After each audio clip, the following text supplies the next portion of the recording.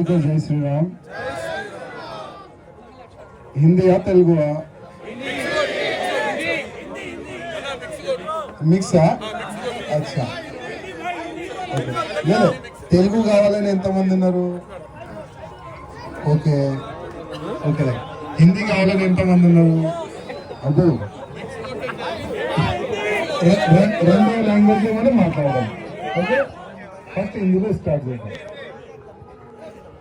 हर वर्ष की बात ही इस वर्ष भी श्री रामनवमी शोभा यात्रा इस वर्ष 6 अप्रैल के दिन आ रही है मेरे मित्रों. 6 अप्रैल यानी संडे.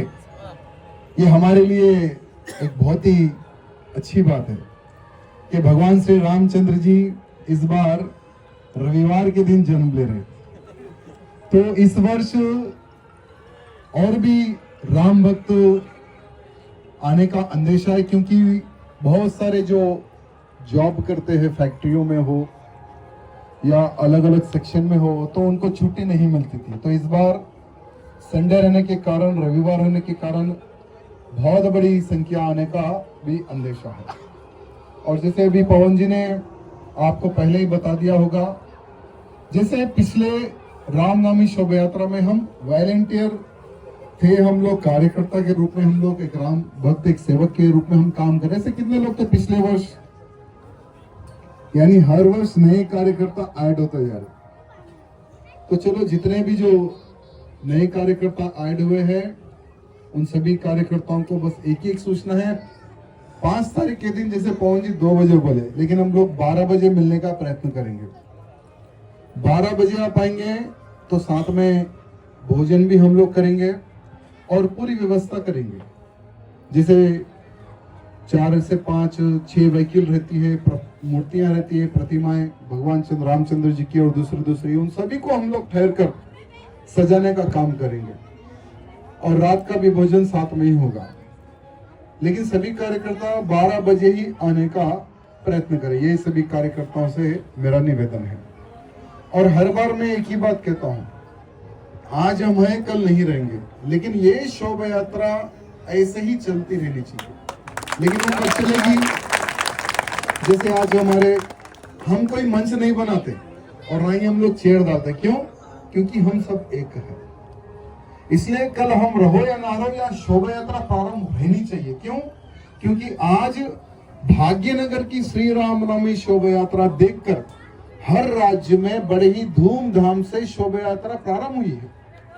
मुझे बिहार से, बंगाल से, आज तो नेपाल से मुझे कॉल आया कि भाई हम आपकी जैसी शोभा यात्रा हम लोग यहाँ पे प्रारंभ करें. नेपाल में और बंगाल में प्रारंभ हो गया है, बिहार में, महाराष्ट्र में, लगभग बहुत सारे क्षेत्रों में, कर्नाटक में, राजस्थान में, बहुत सारे क्षेत्रों में, हर राज्य में शोभा यात्रा प्रारंभ हो चुकी है. तो ये जो श्रेय जाता है ना, ये सब आप लोगों पर जाता है. क्योंकि हर बार मैं क्या कहता हूँ, यहाँ जो शोभा यात्रा जो निकलती है केवल एक व्यक्ति नहीं, हम सब लोगों की शोभा यात्रा है. इसलिए मैं हर बार सभी कार्यकर्ताओं को भी कहता हूँ, सभी को हम इन्वाइट भी जो करते हैं ना, हम सबकी बोलते हैं ये जो शोभा यात्रा निकलती है हमारे राम भक्तों द्वारा निकलती है और ये हमारे पूरे कार्यकर्ता ही शोभा यात्रा निकालते हैं. इसलिए एक व्यक्ति देखो कभी भी कुछ भी हो सकता है. तो यहाँ शोभा यात्रा हमारे मंच पे जितने भी अधिकारी गण हैं उनको भी मैं आज बताना चाहूंगा, रहो ना रहो कोई नहीं, लेकिन ये शोभा यात्रा रहनी चाहिए. ये शोभा यात्रा ऐसे ही कंटिन्यू रहनी चाहिए. ये मैं हमारे अधिकारी गणों से प्रार्थना करना चाहूंगा. साथ ही साथ जैसे इस शोभा यात्रा को, जैसे पिछले शोभा यात्रा निकालने में भी परमिशन लास्ट मोमेंट में कैंसिल कर दिया गया था कि भाई इस वर्ष यानी 2024 की जो शोभा यात्रा है रामनवमी की, आप नहीं निकाल सकते. लास्ट मोमेंट में परमिशन कैंसिल किया गया था. तो बड़े ही संघर्ष से, लेकिन आप सब लोगों के सहयोग से पिछले वर्ष शोभा यात्रा बड़ी ही धूमधाम से निकली है. हमने इस बार यहाँ डिसाइड किया है कि हम लोग परमिशन ही नहीं पूछेंगे. इस बार हम परमिशन नहीं पूछेंगे और ना ही कुछ बोलेंगे.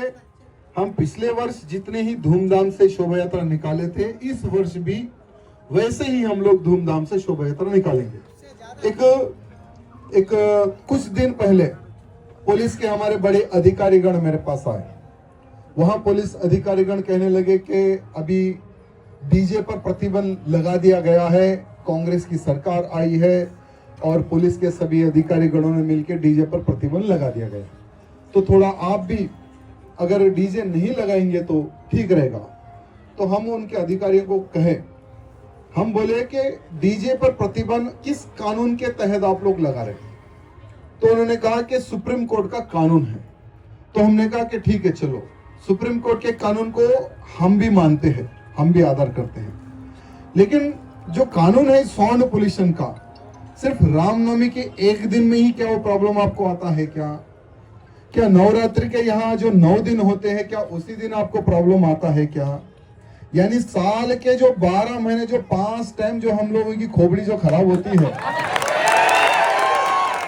क्या उससे सुप्रीम कोर्ट के कानून का उल्लंघन का नहीं होता है क्या? हमने क्वेश्चन पूछा तो जवाब नहीं आया।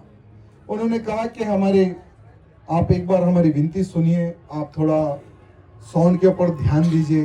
तो हमने कहा कि साउंड रहेगा, हर वर्ष जैसा है वैसा साउंड रहेगा, लेकिन चलो पुलिस का भी मान सम्मान हमें करना है, तो इस बार हम लोग मिक्सर नहीं लगाएंगे, इस बार हम सीडी प्लेयर पे बजाएंगे, लेकिन हमारे जो गाने रहेंगे उसी टाइप से हमारे गाने बजेंगे और सीडी प्लेयर पे हम लोग इस बार गाने बजेंगे। तो पुलिस के अधिकारियों को हमने बात कही, तो वो लोग हैप्पी से चले गए बेचारे। अब क्या कर सकते हैं, उनके ऊपर भी प्रेशर है, लेकिन इस बार हमें किसी को नाराज करना नहीं है, ना पुलिस को हम नाराज करेंगे और ना ही किसी राम भक्त को हम नाराज करेंगे। बड़े ही धूमधाम से इस वर्ष भी शोभा यात्रा निकलेगी, किसी प्रकार की कोई कमी नहीं रहेगी इस शोभा यात्रा में।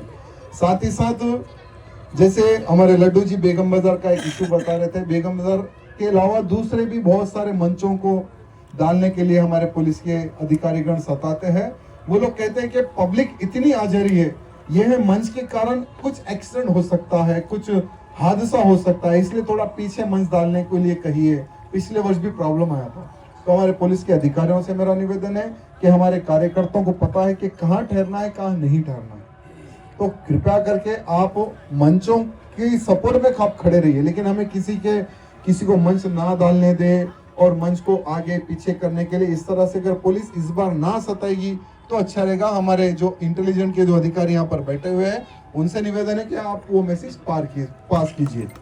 साथ ही साथ जैसे बहुत सारे हमारे राम भक्त इस शोभा यात्रा में आते हैं, तो 3 ऐसी जगह हैं जहां पर हमारे राम भक्तों को ढकला जाता है, जैसे पुराना पुल और बेगम बाजार छतरी और गौलीगुड़ा, वो राउंड एक सर्किल है, वहां पर हमारे कार्यकर्ताओं को ढकला जाता है। तो हमारे पुलिस के अधिकारियों से निवेदन है कि हमारे कार्यकर्ताओं को ढकलने की आवश्यकता नहीं है, हमारे कार्यकर्ताओं को पता है कहाँ पे रुकना है, कहाँ पे आगे बढ़ना है। और जैसे पुलिस के अधिकारियों ने कहा कि जल्द से जल्द शोभा यात्रा को आप आगे निकालना है, तो हम तो तैयार हैं। हम तो हर वर्ष 11 बजे ही पूरा प्रोग्राम हम लोग रेडी करके रखते हैं, लेकिन बीच में कुछ लोग गाड़ी लगाकर खड़े हो जाते हैं, वो शोभा यात्रा निकलने के बाद में हमारी शोभा यात्रा को पुलिस वाले ही लेट कर देते हैं। तो इस बार हमने कहा कि अगर हमारा रास्ता अगर क्लियर रहेगा तो हम लोग सबसे पहले ही शोभा यात्रा को निकाल देंगे, ऐसा पुलिस के अधिकारियों को भी कहा गया है। लेकिन सबसे अच्छी बात यहाँ है कि आज भगवान श्री रामचंद्र जी के आशीर्वाद से 2010 में यहाँ शोभा यात्रा प्रारंभ हुई थी और लगातार निरंतर शोभा यात्रा बढ़ते जा रही है। यानी भगवान श्री रामचंद्र जी के प्रति भक्ति भावना किस प्रकार से बढ़ रही है, यहाँ आप सब लोग देख रहे हैं। और यही शोभा यात्रा में इस वर्ष जैसे भगवान श्री रामचंद्र जी ने एक अहंकारी रावण का वध करने का एक संकल्प लिया था, वैसे ही इस शोभा यात्रा में जितने भी जो राम भक्त रहेंगे, हम सबको मिलकर एक संकल्प लेना है। पहला संकल्प होगा कि संभाजी नगर में जैसे छत्रपति शिवाजी महाराज तो ऐसे एक शूरवीर थे, अगर शिवाजी ना होते तो आज भारत में कोई हिंदू ना होता। तो ऐसे हमारे छत्रपति शिवाजी महाराज के पुत्र संभाजी महाराज जी को 39 डेज तड़पा कर उनकी निर्मम किस प्रकार से हत्या की गई है, आज पूरा भारत का हिंदू देख चुका है, समझ चुका है छावा मूवी के माध्यम से।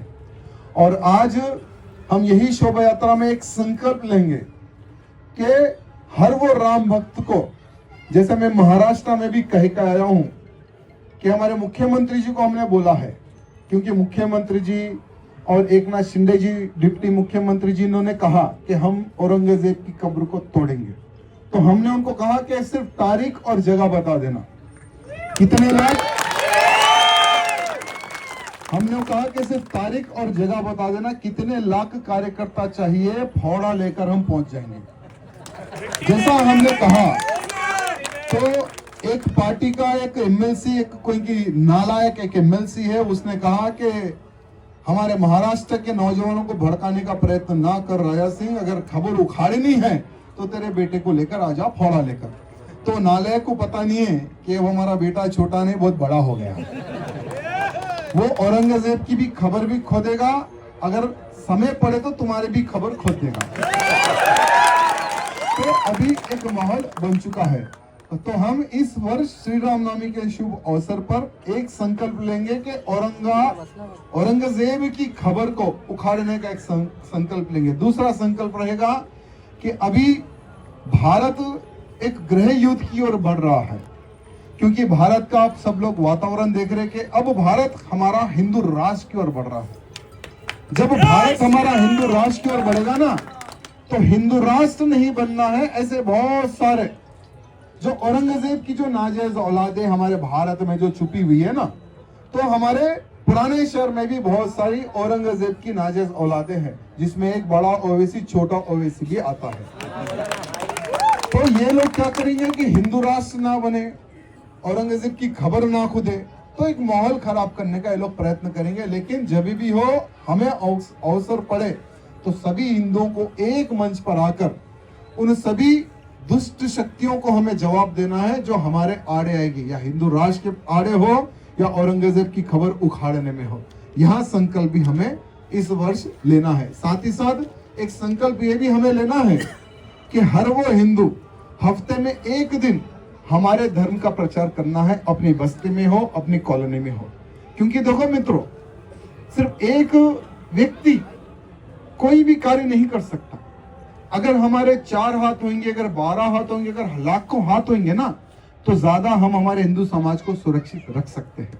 तो इसलिए हर वो व्यक्ति अपने अपनी कॉलोनी में, अपने अपने बस्तियों में, मुझे लव जिहाद के खिलाफ में खड़े होना है। लव जिहाद में किसी मेरी बहन बेटी को शिकार होने नहीं देना है। ये संकल्प अगर लेंगे, हफ्ते में एक दिन अगर हम डोर टू डोर का प्रचार करेंगे, तो बहुत सारे लव जिहाद के प्रति जो हमारी बहन बेटी जो शिकार हो रही है ना, उनको हम रोक सकते हैं। ये भी संकल्प हमें लेना है। साथ ही साथ और बहुत सारे कार्यकर्ता लोगों को अभी मैसेज नहीं पहुंचा है, तो आप सोशल मीडिया के माध्यम से अपने फेसबुक हो, इंस्टाग्राम हो या यूट्यूब हो, बहुत सारे कार्यकर्ता यूट्यूब में भी वीडियो हर वर्ष अपलोड करते हैं, तो यूट्यूब के माध्यम से भी, सोशल मीडिया के माध्यम से सभी कार्यकर्ताओं को आपको कहना है कि अधिक से अधिक संख्या में, ये हमारी रामनवमी है, हमारी शोभा यात्रा है, इसको सफल करने के लिए आइए, ऐसा एक आप सबको आह्वान करना है। और अगर किसी का कोई क्वेश्चन है तो मैं आंसर दूंगा। जैसे इस वर्ष, पिछले वर्ष का आप लोगों का अनुभव होगा, जो छोटी मोटी जो गलतियां होगी उसको हम किस तरह से सुधार सकते हैं, उस पर भी, उस विषय भी हम लोग चर्चा कर सकते हैं। और कुछ बोलना है कार्यकर्ताओं को, या कोई इशू मैंने क्या छोड़ा है, क्या कोई पॉइंट? ఇంకా ఏదైనా తెలుగులో అది